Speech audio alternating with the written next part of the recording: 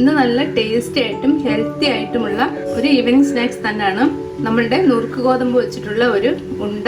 സാധാരണ നമ്മൾ അരിയുണ്ട ഉണ്ടാക്കുന്ന അതേ പ്രൊസീജിയറിൽ തന്നെ നമുക്ക് ടേസ്റ്റി ആയിട്ട് നുറുക്ക് ഗോതമ്പ് വെച്ചിട്ട് ഈ ഉണ്ട ഉണ്ടാക്കിയെടുക്കാം. അപ്പൊ നമുക്കിത് നോക്കാം ഇതെങ്ങനെ ഉണ്ടാക്കുന്നതെന്ന്.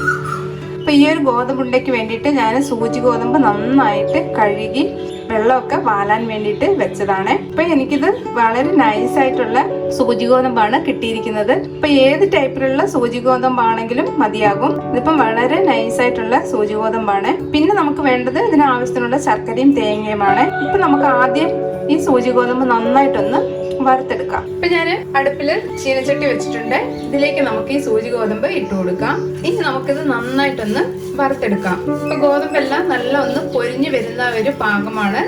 ഒരു മീഡിയം ഫ്ലെയിമിലിട്ട് വറുത്തെടുത്താൽ മതി. ഇപ്പൊ ഇതിന്റെ വെള്ളമൊക്കെ നല്ലതുപോലെ വറ്റി നല്ലതുപോലെ ഒന്ന് പൊരിഞ്ഞു വരണം. അപ്പൊ അതുവരെ നമുക്കിതൊന്ന് വറുത്തെടുക്കാം. ഇപ്പൊ നമ്മളുടെ ഗോതമ്പെല്ലാം നല്ല മൂത്ത് പൊരിഞ്ഞു വന്നിട്ടുണ്ട്. ഈ ഒരു പാകം മതിയാവും. കുറെ നേരം ഒന്ന് ഇളക്കി കൊടുത്തോണ്ടേ ഇരിക്കണം. കൈവിടാതെ തന്നെ ഇളക്കണം. അതേപോലെ തന്നെ ഫ്ലെയിം ഒന്ന് മീഡിയം ഫ്ലെയിമിലും വെച്ച് നന്നായിട്ട് ഇതേപോലെ വറുത്തെടുക്കുക. അപ്പൊ നല്ല മൂത്ത് വരുമ്പോൾ നമ്മളൊന്ന് വായിലിട്ട് കടിച്ചു നോക്കിയാൽ അറിയാം ഇത് മൂത്തിട്ടുണ്ടോ ഇല്ലയോ എന്ന്. നല്ലതുപോലെ ഒന്ന് പൊരിഞ്ഞു വരും. നമ്മൾ ശരിക്കും അരിയുണ്ട ഉണ്ടാക്കുന്ന അതേ പ്രൊസീജിയർ തന്നെയാണ് ഇതിനും. അപ്പൊ ഈ ഒരു പാകം മതിയാകും. നല്ലതുപോലെ പൊരിഞ്ഞു വന്നിട്ടുണ്ട്. ഇത് നമുക്ക് സ്റ്റവ് ഓഫ് ചെയ്യാം. സ്റ്റവ് ഓഫ് ചെയ്തതിന് ശേഷം കുറച്ചു നേരം ഒന്ന് ഇളക്കി കൊടുക്കുക. ഇപ്പൊ സൂചി ഗോതമ്പ് പല ടൈപ്പിലും കിട്ടും. നല്ല നൈസായിട്ടുള്ളതും കിട്ടും, അതേപോലെ തന്നെ നല്ല തരിയുള്ളതും കിട്ടും. അപ്പൊ ഏത് ഗോതമ്പ് എടുത്താലും ഇതേപോലെ തന്നെ നന്നായിട്ട് അതിന്റെ ആ ഗോതമ്പിന്റെ ആ പച്ച ടേസ്റ്റ് എല്ലാം പോയി ഒന്ന് പൊരിഞ്ഞു വരുന്നിടം വരെ വറുത്തെടുക്കുക. ഇനി ഇത് തണുത്തതിന് ശേഷം നമുക്ക് പൊടിച്ചെടുക്കാം. അപ്പൊ ഇതൊന്ന് തണുത്ത് വരട്ടെ. അപ്പൊ നമ്മളുടെ ഗോതമ്പ് വറുത്തത് ഒന്ന് തണുത്ത് വന്നിട്ടുണ്ട്. ഇത് നമുക്കൊരു മിക്സി ജാറിലേക്ക് മാറ്റാം.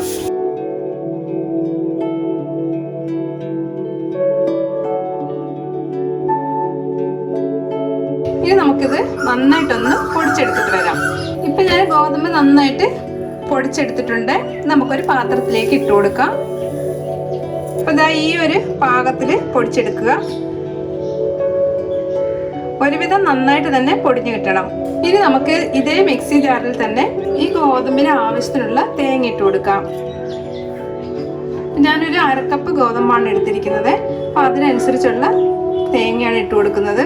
ഒരു 1/4 കപ്പിൽ കൂടുതൽ തേങ്ങ ഞാൻ ഇതിലേക്ക് ഇട്ട് കൊടുത്തിട്ടുണ്ട്. ഇപ്പൊ തേങ്ങ ആണെങ്കിലും ശർക്കര ആണെങ്കിലും അവനവന്റെ ഇഷ്ടത്തിന് കൂട്ടുകയോ കുറയ്ക്കുകയോ ചെയ്യാം. അതേപോലെ തന്നെ ഈ തേങ്ങയുടെ കൂടെ നമുക്ക് ശർക്കരയും ഇട്ട് കൊടുക്കാം. ശർക്കര ചെറുതായിട്ട് ഞാനൊന്ന് ചീകി എടുത്തതാണ്. നിങ്ങളുടെ മധുരത്തിന് അനുസരിച്ചുള്ള ശർക്കര ഇട്ട് കൊടുക്കുക. അപ്പൊ തേങ്ങയും ശർക്കര ഞാൻ ഒരേ അളവിലാണ് എടുത്തിരിക്കുന്നത്. ഇപ്പൊ 1/4 കപ്പിനും കുറച്ച് മേലെ ഉണ്ടാവും തേങ്ങയും ശർക്കരയും. ഇനി നമുക്ക് ഇതൊന്ന് പൊടിച്ചെടുക്കാം. തേങ്ങയും ശർക്കര എല്ലാവരും ഒന്ന് മിക്സ് ആവാൻ വേണ്ടിയിട്ട് ഒന്ന് ക്രഷ് ചെയ്ത് എടുത്തിട്ട് വരാം. ഇനി നമുക്ക് പൊടിച്ചെടുത്തിട്ട് വന്ന ശർക്കരയും തേങ്ങയും ഈ ഗോതമ്പ് പൊടിച്ചതിന്റെ കൂടെ ഇട്ട് കൊടുക്കാം. ഇനി ഇതെല്ലാം കൂടെ നന്നായിട്ടൊന്ന് കൈകൊണ്ട് തന്നെ നന്നായിട്ടൊന്ന് മിക്സ് ചെയ്തെടുക്കാം. അപ്പൊ നിങ്ങൾ എടുക്കുന്ന ഗോതമ്പിന്റെ അളവിനനുസരിച്ചുള്ള ശർക്കരയും തേങ്ങയും എടുക്കുക.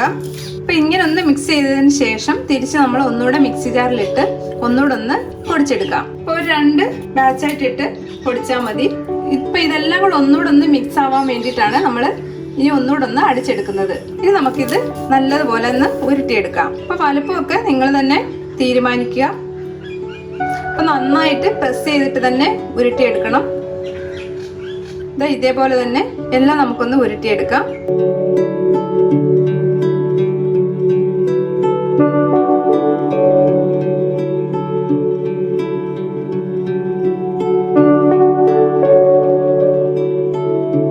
നല്ല അമർത്തി തന്നെ ഉരുട്ടിയെടുക്കണം.